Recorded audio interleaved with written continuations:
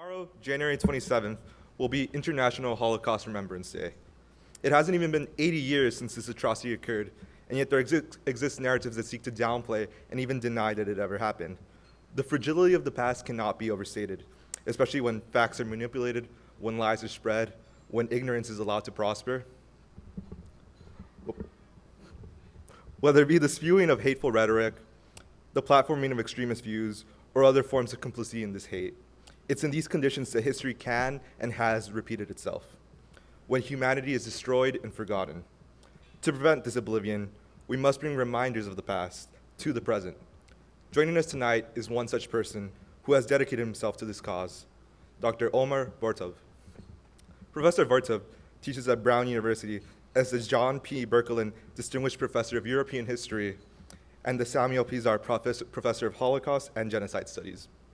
Following his graduation from Tel Aviv University and St. Antony's College, Bartov pursued work as a historian by examining and questioning narratives regarding the German Army's involvement in the Holocaust, challenging claims of their apolitical nature. His work has driven him to produce over 10 books, with his latest, The Butterfly and the Axe, serving as his first English language novel. Publishing tomorrow.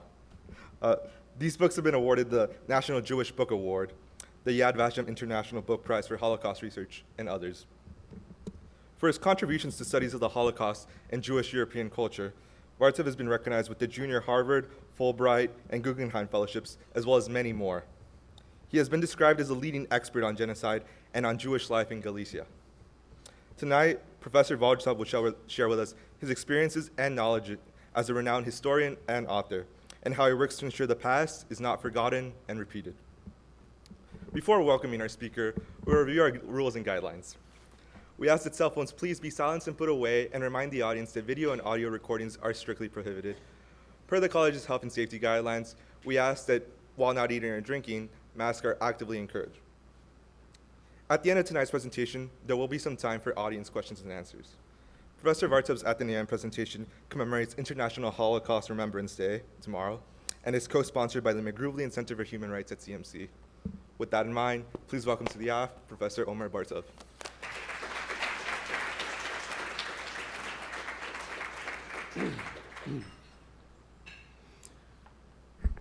Good evening. Thank you very much for attending this evening. What I will try to do this evening is something that I have not done before, so I'm experimenting a little bit. First of all, I've not really spoken about a work of fiction for a long time, and today this is what I will be doing. And I will be reading a selection from the book. I'll start by reading the opening paragraphs, which try to explain in a way what this book is about. And after that, I will read a selection from the book itself. We shall see how that goes. I should say that I am very happy to have so many people here, and especially so many young people. Because in many ways, this book is not about the generation of the people who had experienced the horrors of the Holocaust, but about the ongoing effect of that event on subsequent generations. And so for me, it's very important to try and transmit this to younger people, such as the majority of people sitting here. Now, I began thinking about the story some 3 decades ago, when my mother told me about the death of her great-grandfather in Galicia on the eve of World War II. At the age of 97, or 103, depending on the version of the story, he waited for the members of the family to arrive from near and far, to bid farewell before he died. Most of those who came were murdered shortly thereafter in the Holocaust, but no one ever found out the exact circumstances of their deaths. Years later, when I was writing Anatomy of a Genocide, The Life and Death of a Town Called Buchach, which came out in 2018 and is a history book, I was struck by the fact that while I had spent 20 years researching this town, I ultimately had found nothing about how my own family members living there were murdered. I had recreated the life and death of a town, going through thousands of documents and hundreds of testimonies, but my family had been eradicated and erased from the historical record, and there was nothing I could do about it. Yet I felt that I needed to do so in another way. Through my imagination, I needed to provide them with a credible life story within the contours of history. Over the years, I also became increasingly aware that even as I, like so many others across several generations, did not know how my own family had been murdered, that unrecorded event had nevertheless traveled from one generation to another. An unspoken, inexpressible trauma that altered and damaged our psyches. It appeared to me that not only was it necessary to give justice to those who had been killed by imagining their lives and deaths, rather than simply noting that they had occurred, but also that the long-term ramifications of this violence, the trauma that seeped from one generation to another, could only be mitigated by returning to the scene of the crime. This book is an attempt to do so. It is therefore neither a work of fiction nor of history, neither a biography nor a conventional novel. It is an attempt to fill in the gaps that the historical record has left us to grapple with in ways that respect and conform to information we have yet transgressed the limits of scholarship. It does so by presenting a series of characters that never existed, but could have, by linking actual historical figures to imaginary ones, and by reconstructing the lives and deaths of actual people in a manner that cannot be supported by documents, but emanates from the little that we do know about them, from fragments of stories, rumors, and memories. Because we can never return to the past, and because the past is always experienced and remembered differently by those who populated it, this book tells its story through the perspectives of real and imaginary characters. As a result, when we eventually discover what actually happened, we are left to speculate whether it is the whole truth. The historical truth necessarily lies somewhere in between, never quite resolved, and always disputed. In this journey into the past, we learn how one violent event, the murder of a family in a remote Ukrainian village in the spring of 1944, determined the fate of two families, one Ukrainian and one Jewish, in ways that could not easily be understood by later generations. At the same time, we see how that painful journey into the past, the obsession with finding out what happened, can bring about a modicum of peace and reconciliation. Thus, we can take the bitter fruit of that violence and make understanding possible where previously there was denial, and replace hatred with love. Straddling history and fiction, this book acknowledges that historical study, as we know it, cannot do sufficient justice to those who vanished without trace. They need to be brought back so as to make history whole. Still, every letter, diary, and testimony produced within these pages closely follows a historical source. In that sense, the reader is left wondering what is real and what is fiction. By breaking down the wars of the past, readers can enter a world that was once as real as our own, though it has now largely disappeared from memory and history. For me, as an author, as a historian, it is important to keep the ambivalence created by the impossibility of distinguishing between what is fact and what is fiction. What I've written is meant to challenge both genres, and also my readers.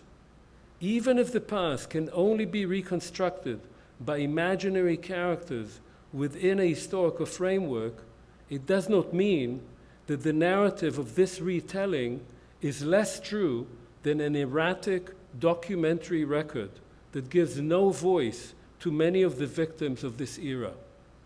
There is no single historical truth after all.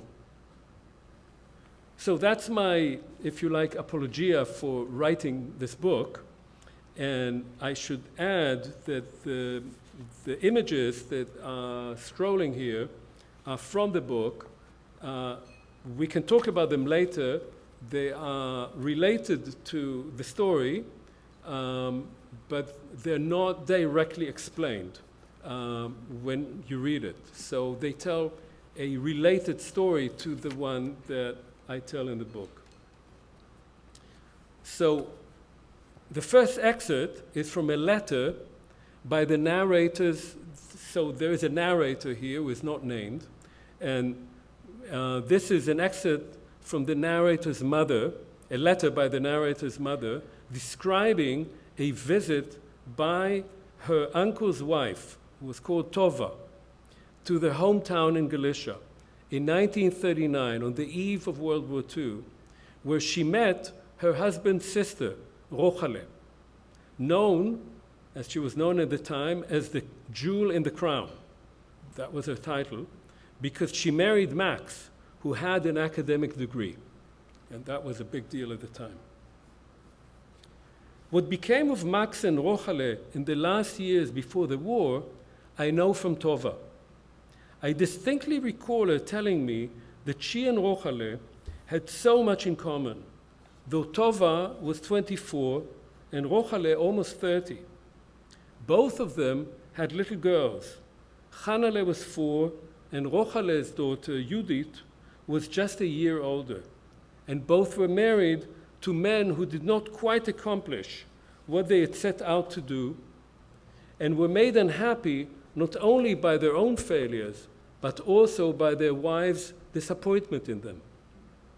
So here were these two women asking themselves where they had gone wrong, and if they could still repair the damage, one by leaving and the other by returning. The highlight of Tova's visit was the trip they all made together to the family's old village of Miezhin on the banks of the Dniester, or was it the Dnieper?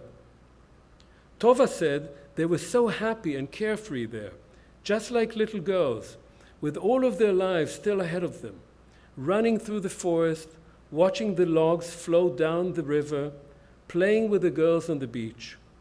They would sit by the fireplace late into the night and dream about their future, as if nothing stood between them and their desires but the darkness of the night that would soon lift with a glorious sunrise over the vast expanse of trees and water.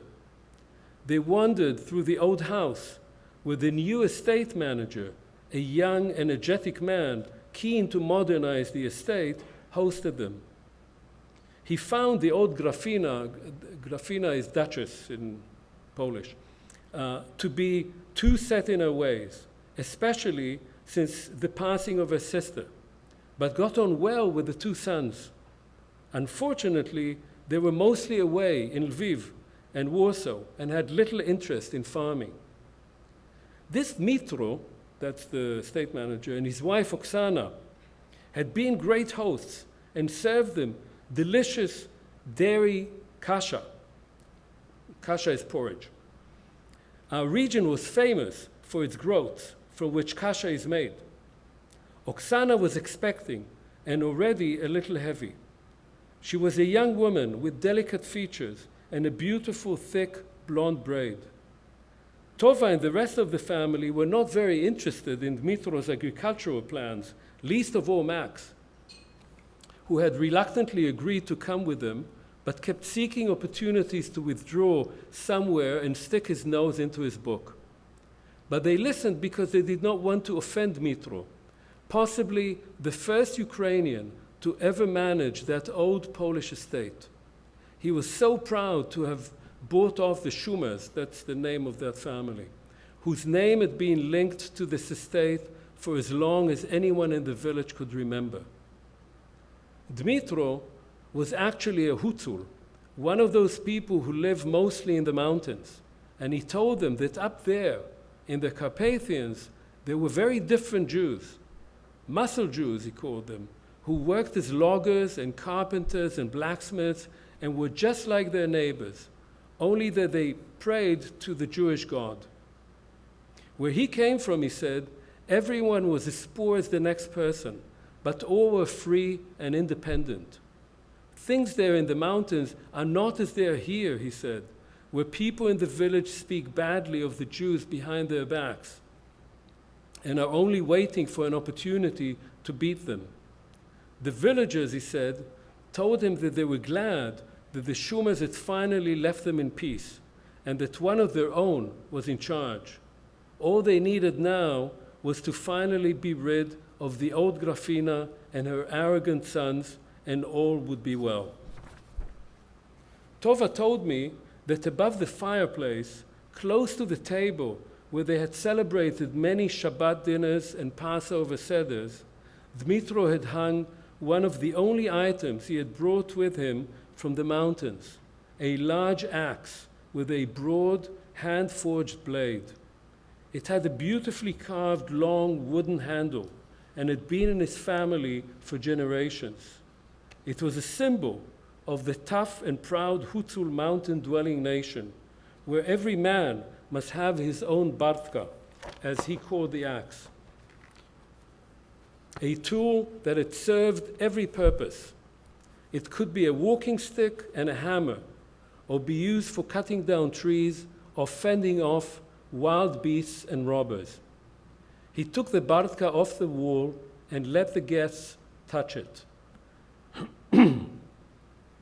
In the afternoon, one of the stable boys, Mikhailo, a nice but taciturn lad, wearing clothes so tattered that they seemed to be made from discarded rags and walking barefoot, took them across the meadow toward the Grafina's house. There they met her sons, Vladek and Yanek, who were there with their families over the summer. They were tall, elegantly dressed middle-aged men, very different from Tova and Rochale's husbands, the doting old revolutionary and the downcast scholar. They reminisced about the days when they were boys on the estate, playing soccer on the village green with the two Schumer boys. Leaning on their walking canes and smoking long pipes, Vladek and Yanek asked how Yaakov and Adolf were doing in Palestine. They did well to leave, they said. This place is going to the dogs.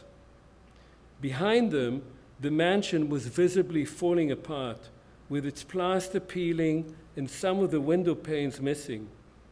The garden was covered with weeds, and the general impression was that of a charming Italian ruin you see in travel books, not a dwelling for aristocrats. There were butterflies everywhere, of all colors and shapes, flying up and down in unison like a vast multicolored blanket as the little girls chased them across the meadow. They had quickly become firm friends and were utterly happy together. Hanale was heartbroken when they eventually had to board the train for the long journey back, passing through endless fields heavy with grain and vast forests stretching as far as the eye could see. From the train window, they waved to village girls leading cows to pasture.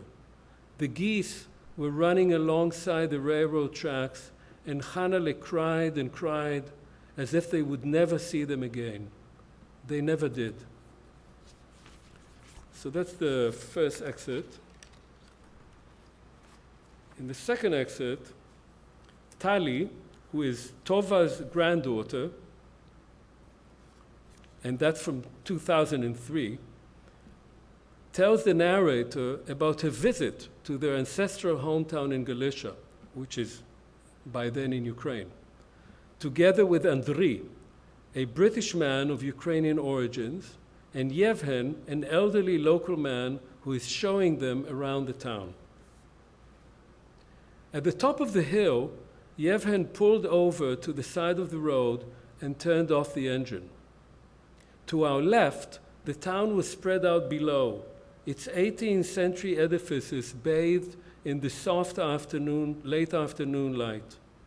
The little white and blue Greek Catholic church, the squat white and yellow Roman Catholic church, the monastery across the river at the foot of the hill with its unmarked mass graves, and the ruins of the medieval castle etched against the sky. The Zaklots, that's the name of the town, memorial book, the Jewish name of the town, describes the town as brimming with synagogues, ranging from the vast Große Schil to the innumerable tiny Stibelach that dotted the Jewish neighborhoods before the war. None of them survived, but from where we stood, the town appeared unscathed, as if the extraction of its entrails had somehow still left it whole. I turned around and realized that we were standing at the edge of a cemetery, strewn with colorful piles of garbage, plastic containers, empty cans, broken beer bottles, and rotting bits of food, the discarded leftovers of a destitute community that could no longer be recycled and reused. Gingerly watching their steps, Yevhen and Andriy headed toward a heap of broken stones, next to which a half-full barrel had been left. The Hebrew letters and decorative motifs carved on these fragments of tombstones were still visible. Abram, son of Eleazar, seized before his time and ripped from life, his soul has ascended to heaven, here buried in an underground tomb, one fragment read. But it no longer stood by its grave, and the grave was no longer marked by its stone. Someone is preparing to cart them off, Yevhen said nonchalantly, as if there was nothing peculiar about this decimation of a community's last remnants. Looking around, I could see that the entire hill was dotted with crooked, misshapen, half-fallen, or decapitated tombstones. They looked like a crowd of people left waiting for someone who had been greatly delayed. Some erect and looking into the distance, others sitting on the ground, tired and dispirited, and some so beaten down by time, the weather, and their neighbors' violence that they were reduced to nothing more than mutilated stumps.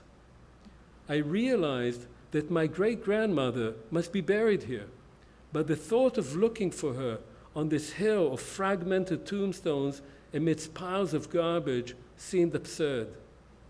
These pieces could not be put together again, could not be matched with the bodies they had once commemorated, giving them names and faces and voices, letting them tell the stories of their forgotten lives and death. Yevhen was already leading us toward another part of the hill. This is the mass grave, he said, pointing at the uneven ground in front of us. Some 3,000 people are buried here, killed in May and June 1943, when the town was declared free of Jews. My mother remembered that day very well. They were shooting all day long, and everyone could hear it. Some of the boys from the town went up the hill to see for themselves. Women were holding their babies. Old men were standing next to small children, waiting for their turn to walk into the pits that were already filled with bodies. and then they were shot by the police. My mother told me about the local police sergeant, a middle-aged man with children in Germany who used some of the condemned for target practice.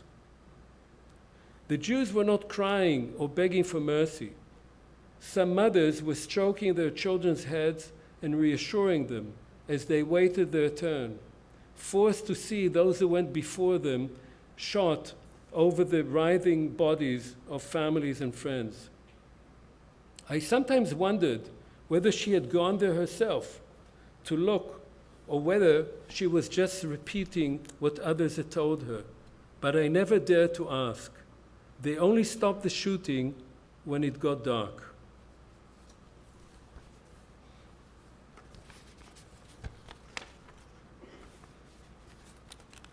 So in the next excerpt, Tali, the young woman we met already, tells the narrator about a visit to the family's village, known as Miezhin, or Meren in Ukrainian, and what she and Andriy, who went with her, discovered there.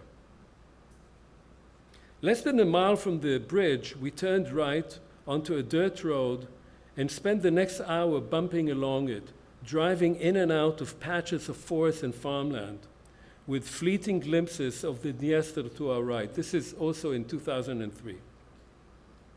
Finally, a rusty metal sign indicated that we had arrived. Throughout the drive, we had hardly exchanged a word. Andriy drove slowly into the village, a single street of small houses on either side, with fields stretching out behind them. Andriy rolled down his window and spoke with an old man walking down the street. The man became quite animated. Then he got into the back seat and began giving Andriy directions. Our path took us toward a patch of forest separating the village from the river. In front of us were the ruins of a mansion surrounded by tall trees. The roof had caved in, and the vegetation had taken over the interior. Our friend, Mikola, tells me that this is where the Polish estate owner and her sons lived when he was a boy, said Andriy. My grandfather worked here as a stable boy. He stopped the car and we got out. There was a wonderful smell in the air of pine, soil, and food being cooked. Across the dirt road from the mansion were a few low houses. This must have been the estate manager's house, Andriy said when we reached the spot. The houses were all abandoned. Why is no one living here, I asked. The old man had stayed by the car, and I could now hear him calling out to us. I turned back and saw him pointing at one of the houses and gesturing, passing a finger across his throat, and I could not quite tell whether he was grinning or expressing horror. What is he saying? I asked Andriy. He says that there was a murder here, and people are afraid to come to this spot. They say it brings bad luck. Who was murdered? When did it happen? Mikola lit a cigarette, coughed, and spat on the ground. Ask him, I insisted. We should go back to the village, Andriy said. I don't think he likes being here. Let me just walk around for a bit. This is where my family came from, I said. Andriy looked surprised. I thought they came from Poruszenia. That's the Polish name for the same town. My grandfather, Adolf, was born and grew up here on the estate, as apparently did yours. It had become warmer, and one could almost sense that spring was around the corner. We walked over to the large house in the yard, which seemed to have withstood the ravages of time better than the mansion. I tried the door. It was unlocked, and we walked slowly into the dark interior of an almost empty room. They were afraid of ghosts, said Andriy, but they took all the furniture. There was a large fireplace at one end. Above it hung a large axe with a beautifully decorated handle. That's weird, Andriy said. You would have thought that the peasants wouldn't have left this behind. I don't like this place, I said. It feels creepy. Let's get out. There was a gust of wind, and the door slammed shut. All I could see was the blade of the axe shining on the wall. I held Andri's arm. "Let's go," I insisted. We made our way back to the car, where Mikola was patiently waiting, smoking a cigarette. "Hey, look," I called out. A beautiful large butterfly was hovering over the bushes by the car. "A harbinger of spring," Andri said. We drove back to the village, where Mikola insisted that we join him for a glass of vodka. We sat in the tiny enclosed porch of his house, which seemed to have only one room. He was a wiry man with a deeply creased face and bright blue eyes. He smelt of sweat, alcohol, and tobacco. His wife, a large woman, brought out a tray with vodka and glasses, a loaf of bread, and a jar of honey. The sun streamed through a filter of finely woven curtains, casting geometrical shapes on the table. Outside, chickens pecked in the yard. We raised our glasses. "I told them that your family once lived here," said Andri. "They're very happy that you have come to visit." I thanked them and asked them if they remember my family. "No," Andri said. "They were little children during the war. People in the village say that the Polish owners always had a Jew to manage their estate. But just before the war, the Jews left, and the estate was managed by someone from the Carpathians, a Hutzul. Do they know what happened there?" Mikola poured another round, but Andri refused. "I told him that I have a long drive," he said. Mikola lit a cigarette and spoke for a while. I did not want to interrupt him and waited until he finished. As we left the house, we saw that neighbors had gathered on the street, eager to watch those unlikely visitors. We got into the car and drove off, taking with us Mikola's lingering odor. "What did he tell you?" As we bumped along the dirt road, I felt lightheaded from the 2 shots of vodka. Mikola told me that when the Germans came, the estate manager was a Hutzul, whose name may have been Dmitro. The Polish owner, the Grafina, had died, and her sons had been deported by the Soviets. So Dmitro managed the estate, convinced that the sons would eventually come back to reclaim their property. But people in the village thought that this was just an excuse to take over the Poles' property. Dmitro had twins, 2 babies, born just when the war began. The Soviets didn't mind him taking care of the farm, but for a while, some of their men stayed in the mansion and messed it up.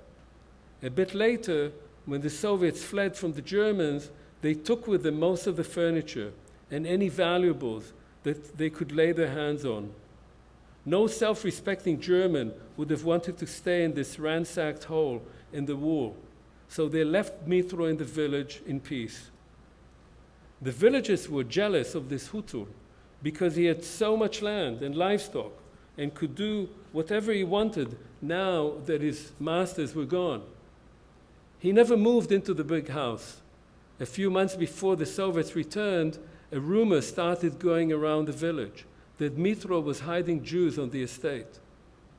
But by then, there had already been many killings of Jews in the area. But Meren hadn't had any Jews since your great-grandfather sold his house to Dmitro.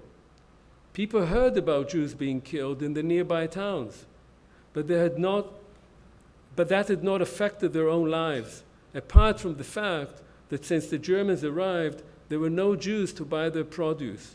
Instead, they had to bring it to the market themselves, and market days in towns such as Porushenia were very different after the Germans came. In any case, it was after most of the nearby Jews had been killed that those rumors began circulating about Dmitro hiding Jews.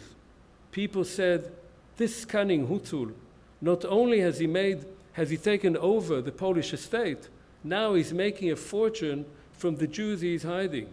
He gets rich while we are getting poor." Other people worried that Dmitro's actions would put the whole village in jeopardy, and that all the houses would be burned down if the Germans or the Ukrainian police found out. But no one denounced him.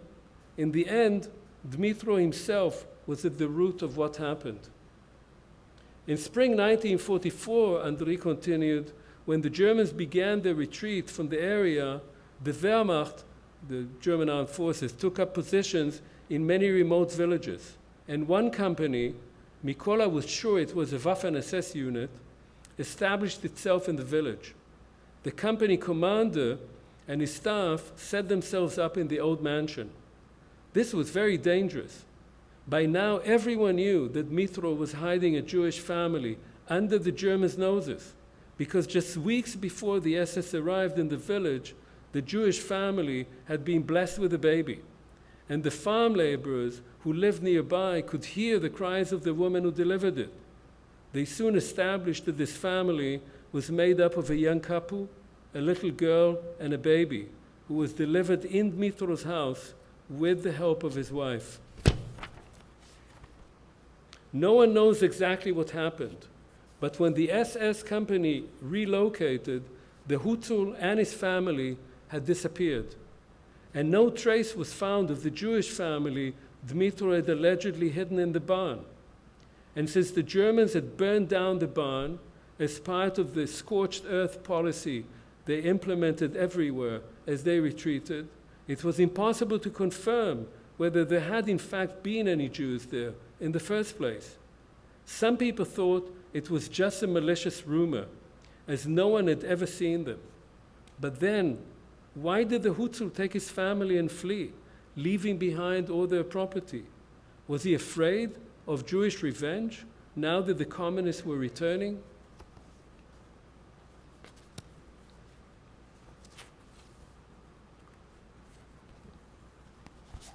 So the next excerpt is from Mikhailo's confession to his grandson, Mikhailo, the farm boy, confession to his grandson, Andriy. This is from 2016, shortly after Mikhailo dies.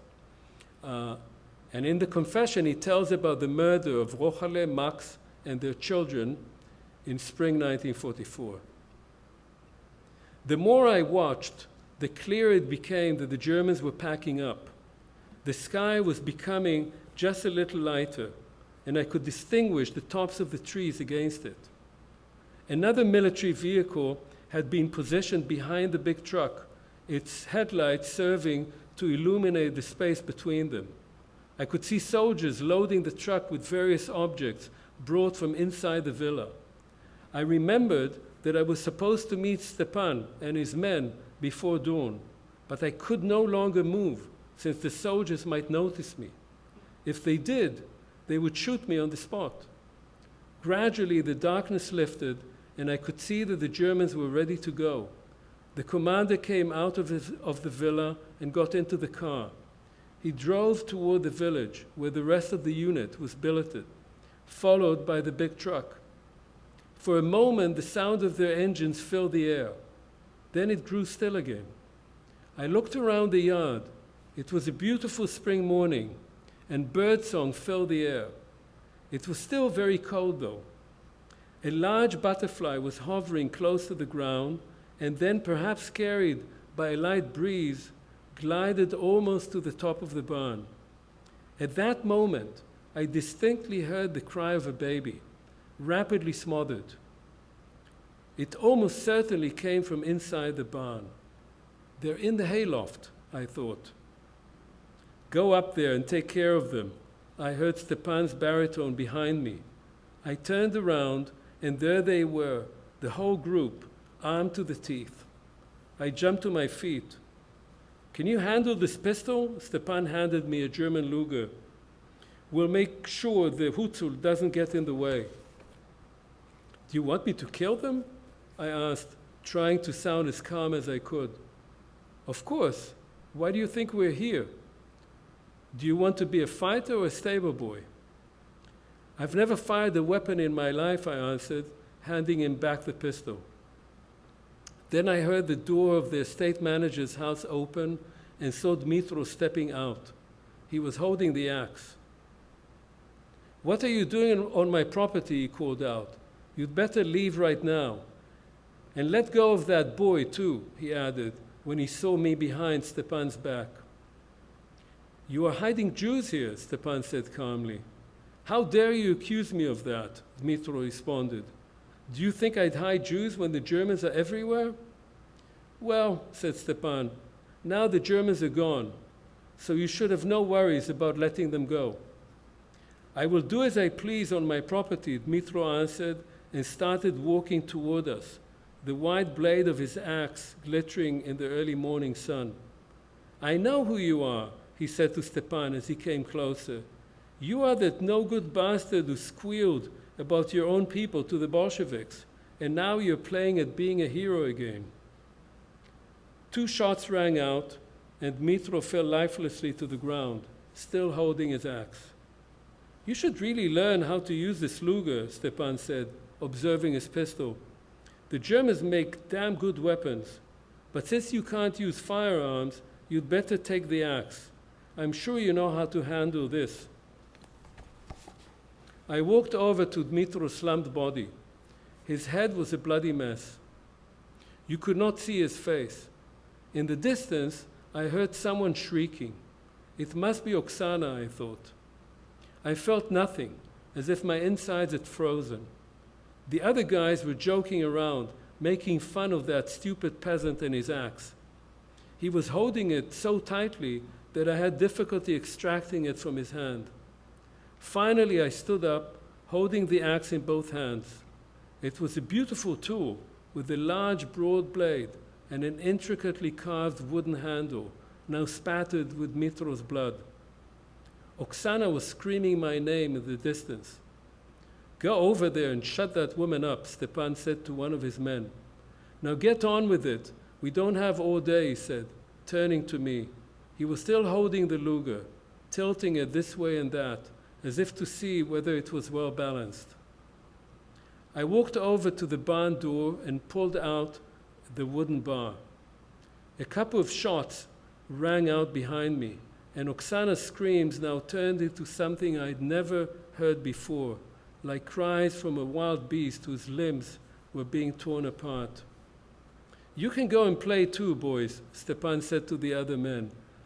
"I'll keep watch over the stable boy." I walked into the dark barn.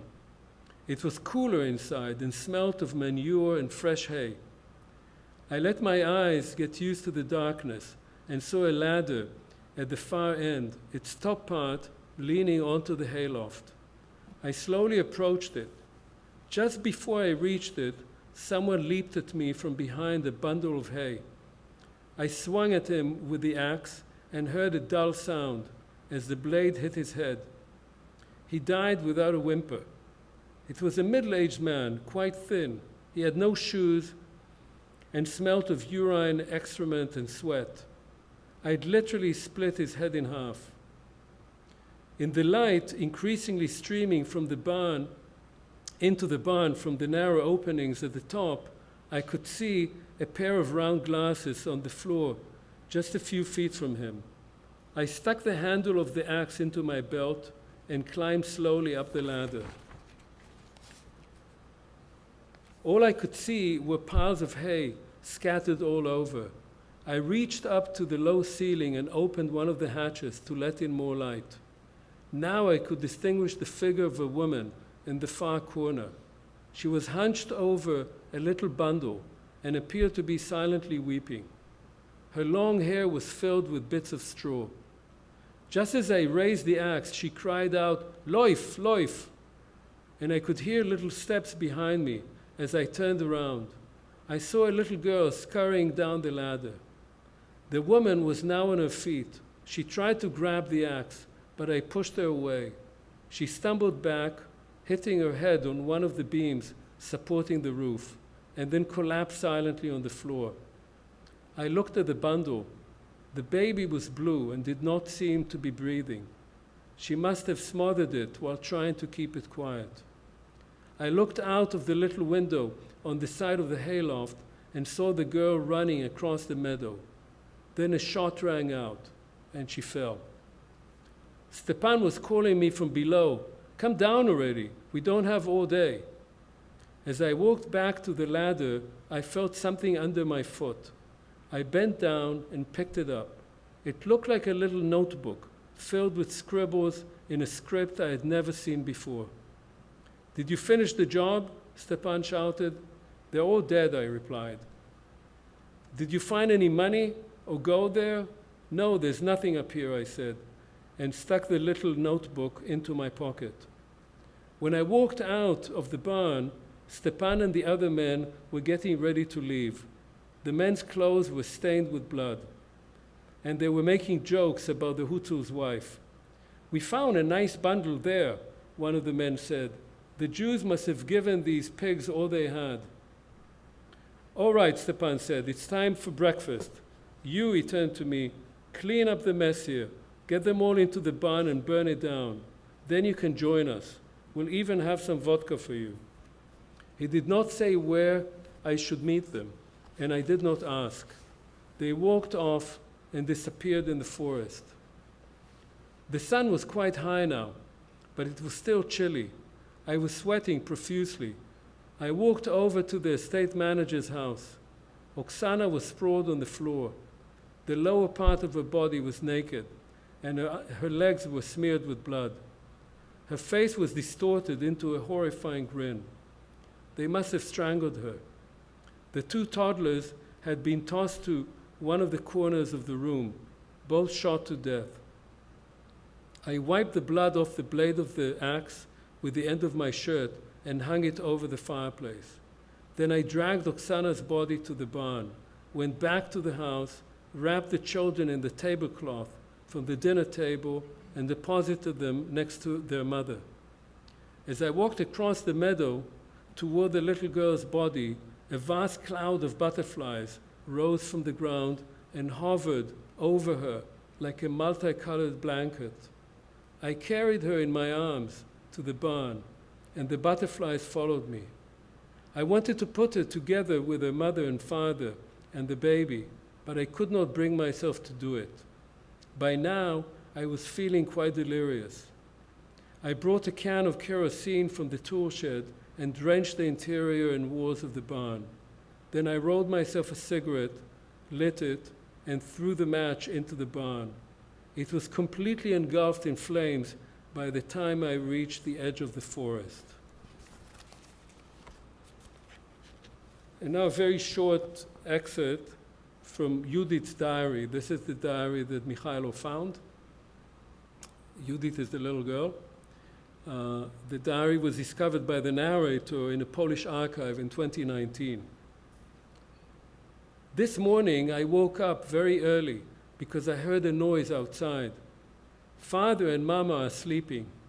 Mama is holding David to her breast. It is very stuffy in the hayloft. I am itching all over from the lice. I looked out through the crack.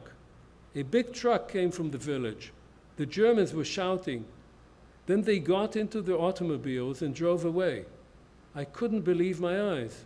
I stood on a haystack and opened the hatch in the ceiling. The cold air made me gasp. The darkness was lifting. There was not a cloud in the sky. It was still and quiet. A large butterfly flew up toward me, and I was jealous of it for being so free while I am locked inside. Now I will go back to sleep and write more later. I am very hungry, but soon we will be free. And the very last excerpt are the last words of the narrator.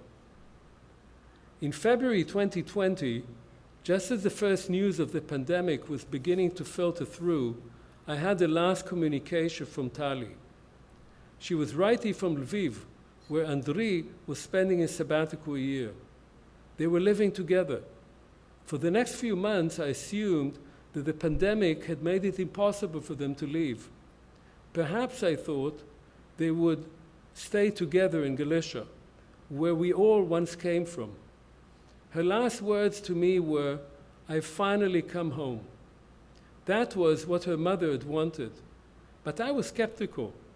After all those years of wandering, Would Tali be able to stay in that land of buried memories and unmarked mass graves?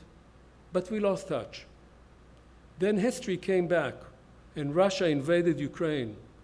Now even the dead could not rest in peace. I was anxious to hear from Tali, but no word came.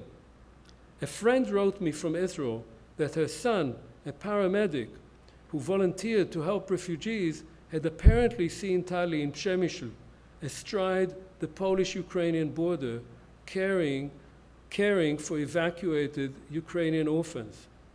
Did Andriy go to fight to save Ukraine, to make his grandfather proud? The world had turned around again, and once more, millions of people were losing their homes. Entire cities were in ruins. At least I thought she tried. Thank you.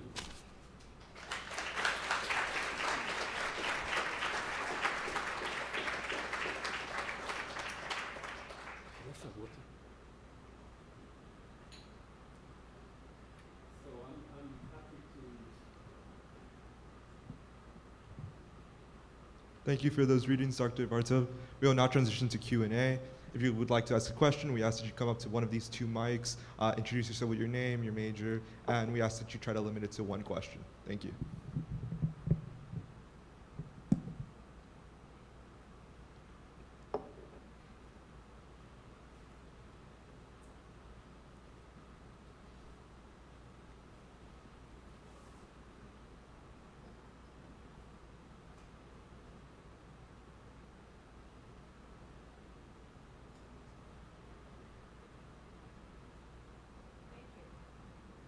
I think we're all stunned. Is this the first time you've read your work aloud? Yes, I read few excerpts one time in Jerusalem a few weeks ago. But It's yes. very difficult, yes. Yes. I just wanted to acknowledge that, and thank you. I have a question about, I can sense the sources, because I've read your study on the anatomy of genocide, and I can see how that's coming through in this new genre, and the hybridity of that, which is so powerful. But I also have a question about, as an historian, and when you take those leaps, are you concerned about the critique of, well, maybe this didn't quite happen, like that ambivalence will open up a kind of space for people to start to doubt or start to wonder about, because so much of our scholarship has to be completely precise and buttoned up for these kinds of reasons that our fellow mentioned at the outset of the introduction. Yes. I'll share with you that I sent the manuscript to Saul Friedlander. And I'm sure that a number of you know who he is. He was my teacher when I was an undergraduate at Tel Aviv University, and we've been in touch ever since. And he's a wonderful historian. He wrote a wonderful memoir. And he's a man of letters. He reads a lot of fiction too.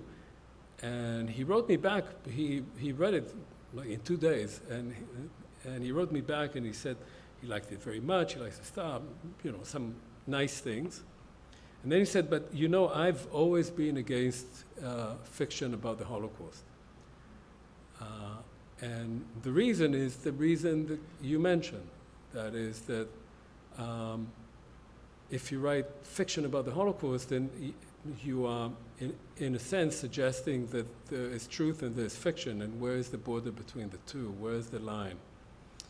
And I can understand his point of view, particularly himself having been a child hidden in a monastery in World War II, having lost his parents in Auschwitz. So does it worry me? Yes. But to my mind, as long as you say clearly that this is not fake, you're not saying this is what happened, you're saying this is fiction.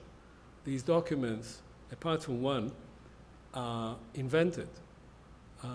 You are trying to fill in a gap. You're not saying this is what happened, you're saying this could have happened, this might have happened, then you're doing a certain kind of justice, which to me is important, because we know so little about so many people.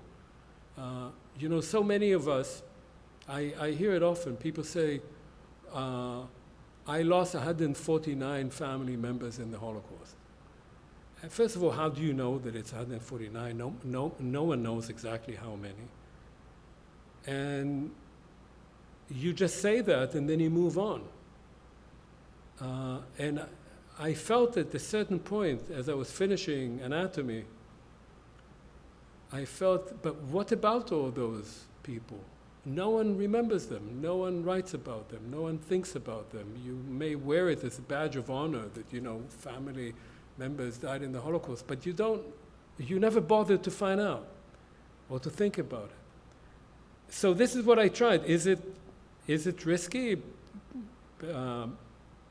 Yes, but I tried anyway. Yeah, please. Hello, my name is Nicola, and I'm also from a village in Poland occupied by the Germans back in the day. So I'm very curious about the setting of your novel and how you managed to illustrate the location, the village that you wrote about through visitation or personal research or experiences, and also if you could touch on like the photography that was supplemented with your presentation, that would be very interesting to me. Dziękuję. So, yes. So I'm obviously using materials that are known to me, including journeys, visits. The image of that village that I describe is based on a real village called Koshmiezhin, or Kosmeren now in Ukrainian, which is on the banks of the Dniester or Dnistro.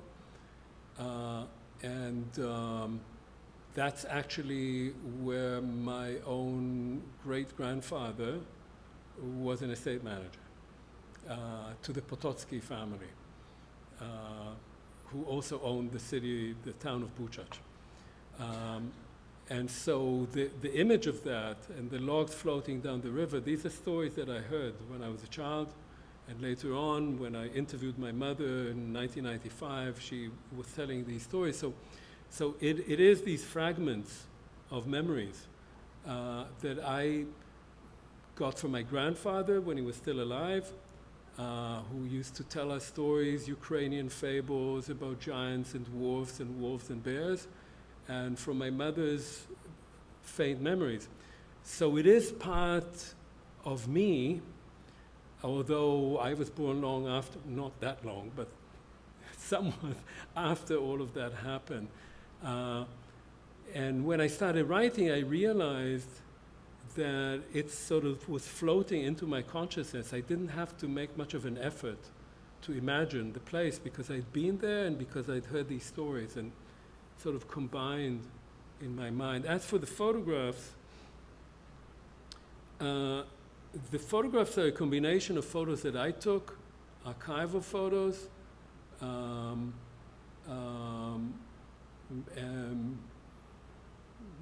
and they are, as I was trying to say, they're not directly related to the text, but my sense is that they are in conversation with the text, and when you read and you see those images, it helps you somehow envision what these people look like, what these villages look like. Some of it is from earlier chapters, like the first photo in this is of me as a baby in a kibbutz, so I write about that in another part of the book. But it tries to evoke something. And I'll admit something, that this sort of technique is, I did not invent it, nor the idea of having people tell a story, and sometimes they tell a story that in which they say, I was told the story, so there's this twice or three times removed account. I was very influenced by a German writer called Sebald. I don't know if any of you have heard of him, but if you haven't, you should try to read him. He has a wonderful novel called Austerlitz, and he uses these two techniques. One is to tell stories that are being told by others. And the second is to have photographs in his text, and he never explains what they are. And it's up to you to make up your mind. So I was, in fact, when I was thinking about writing, I couldn't quite find the right tone, and I was teaching Sebald in class, and so I was rereading, and suddenly it felt perfectly the right sort of sound, the right tone. So that's how I understand it. This, for instance, is from a German archive. This is from Buchach, from the war. Omer, thank you for a fascinating talk. I want to ask you about the axe, because it surprised me. As I imagined the scenario, I anticipated the use of guns, weapons in that way. And is the axe something, well, first of all, is it grounded in documentation? Is it meant to be a reference to some of the newer scholarship about the Holocaust, which has accentuated the savagery and the brutality? If you don't know what went on in Sobibor, one of the Axion Reinhardt camps, it was not the sanitary, clean killing of Auschwitz or something. It was absolutely bloody and horrific, and And so I just wondered if, what was the intention and what was the meaning of the axe? Could you elaborate, please? So there's two sides to it. The first that you allude to is the actual use of axes. Axes were used very often at times of violence for killing. I've read numerous accounts, numerous testimonies of neighbors breaking into houses and splitting people's heads with axes.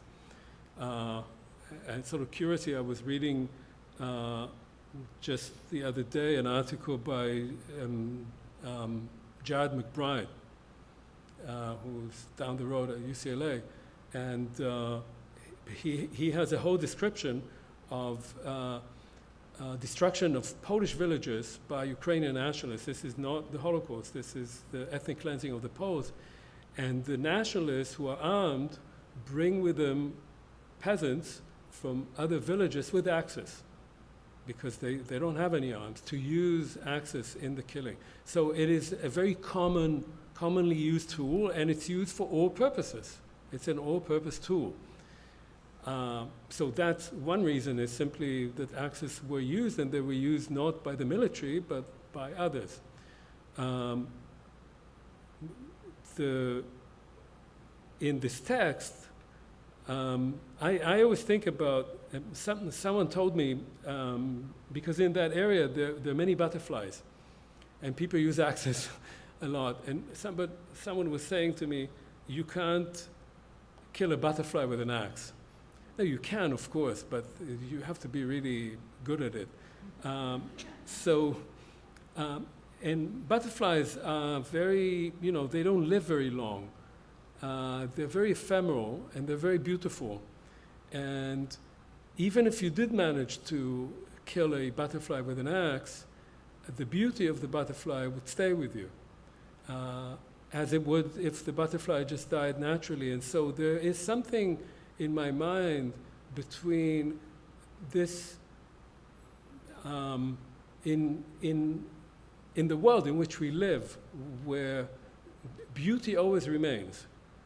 You can't kill beauty. You can kill people, you can kill creatures, but beauty is, in that sense, timeless. And the axe is the instrument of death. But whatever you do with it, you can't do away with that. And for me, Judith, this girl, embodies that. And she leaves us this image of the beauty just before death, and yet that beauty, aesthetic or emotional remains. So that's how I see it. But you wanted to ask something? Oh, okay. Thank you for your talk today. My name is Simran. I'm a junior at CMC, and I'm wondering what motivated you to write a book in English after writing 9 books in, I'm assuming Hebrew, but whatever non-English language it was. So all my scholarly books were written in English. Some were translated into Hebrew and came out also in Hebrew. But I did write 2 novels just before coming to this country. So in the late 1980s, I wrote 2 novels that came out in 87 and 88. I came here in 1989. And at the time, I was a member of a generation of young Israeli authors writing new Israeli fiction. Since then, I'm not as young as I was then. When I started thinking about writing this, the idea of writing it in English was quite liberating for me. Because as you can understand, I needed all these filters. And this was another filter. English is the one language that none of the people there speak, right? I mean, they speak Polish, Russian, Ukrainian, Yiddish, Hebrew, German, but nobody speaks English. So it creates a kind of distance. But I will add that a few months after I finished it, I did write it in Hebrew too. Now, there's another side to writing it in English or in Hebrew. When you write scholarship, it's scholarship. But when you write fiction, and fiction is always personal, and I write at the beginning here, the narrator's father is modeled after my own father, and my father is a pretty known personality, or was at least known in Israel as a writer. So when I write in English, I'm writing anonymously. I mean, nobody has a clue who I am. They may know that I'm an historian, but they don't know anything about me apart from that. In Israel, when you write, everybody knows everything about you. All they have to ask is, what school did you go to? What unit in the army did you serve in? And where did you live? And they know who your father is, who your mother is, who your grandparents were, everything about you. Or they think they know, of course, because they label you. And so the book will come out in Hebrew in May. And I'm curious about that because I'm sure that the response will be completely different, as if it's a completely different book for an Israeli public, a Hebrew reading public, and an American public. And so I can, in a sense, benefit or not from both.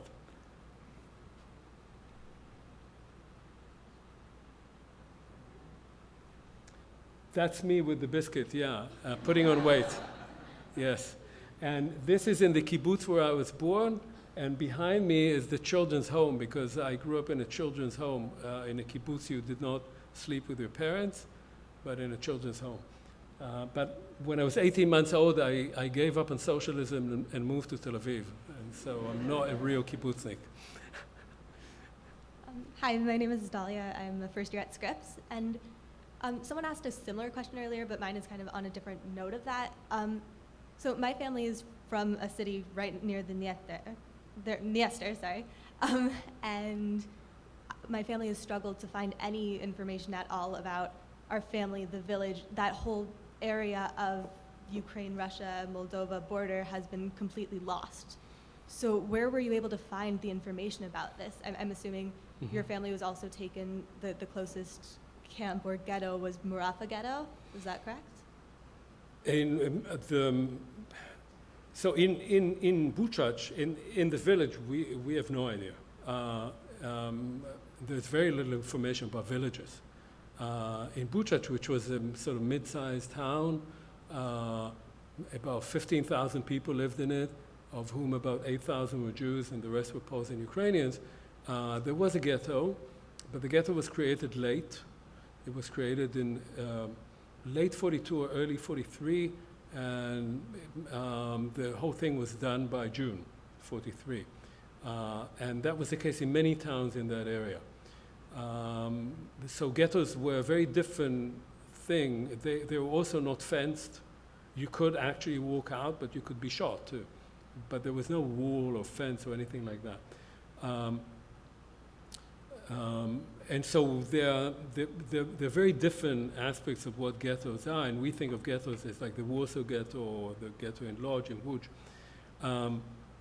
For information, as I said, I literally spent 20 years collecting information of what happened there, and there are documents.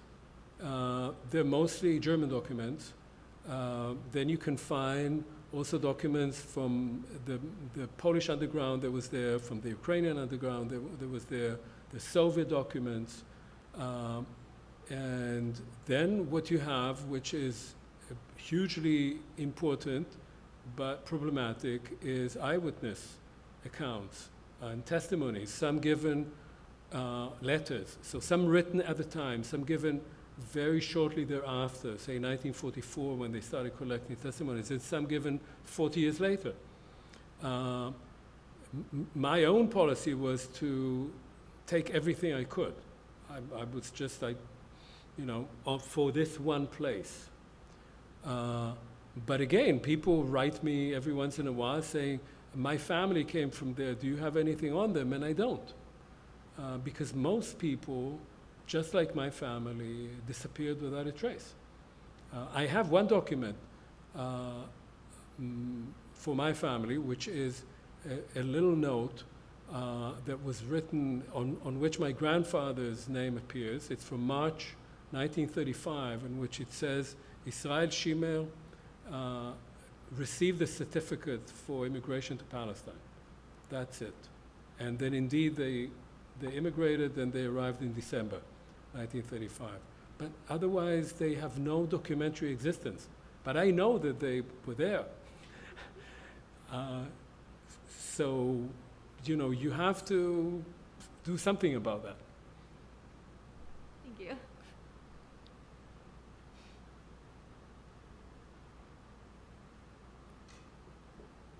Hi, my name's Mee. I'm a sophomore at CMC. This is kind of like an on-the-fly question that I had.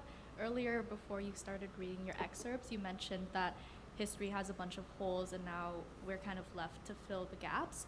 And I was wondering, you've spent a lot of time researching the topic. Do you feel like academia has holes that we should talk about and discuss? And if yes, then what conversations do you hope to spark with your novel?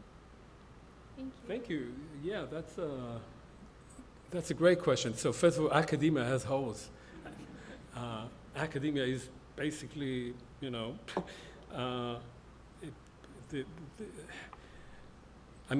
I think that the only difference between academia and non-academia is that academia, the best of it, is aware of the holes. So it's really created for that reason, of a sense that things are missing, knowledge, understanding, and so I think what academia is supposed to engage in is trying to fill these holes, but it can never do it completely. And I think we actually live today in a world that has become more aware of, in the last 20 years, let's say, more aware than ever of what we have missed, what we have not written on, what we have not thought about or remembered or commemorated. And it's engaging in an exercise of trying to address these holes, these lacks, these absences. But the idea that you would ever succeed in filling it all up, no. It's the awareness of the absence that itself can be painful, can be very hard, but can also be, as people like to use this word now, empowering. Not a word I love, but But yes, it can give you a sense of agency. It can do something, whatever you call it, which is important.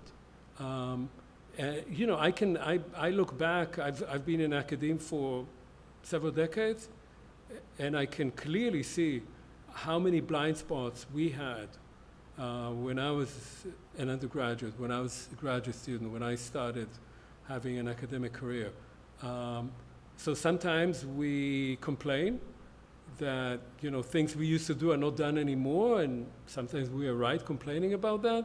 But there's a lot that is happening now, at least in history and humanities, that I know something about, that is wonderful. That we have come to understand how little we knew, not only what we did not know, but we didn't know that we didn't know it. And that it's time now to begin looking at it too. Yeah. Thank you for your talk tonight, Professor Bartov. Thank you to the audience for your questions. We hope to see you again at the app soon. Good night. Thank you.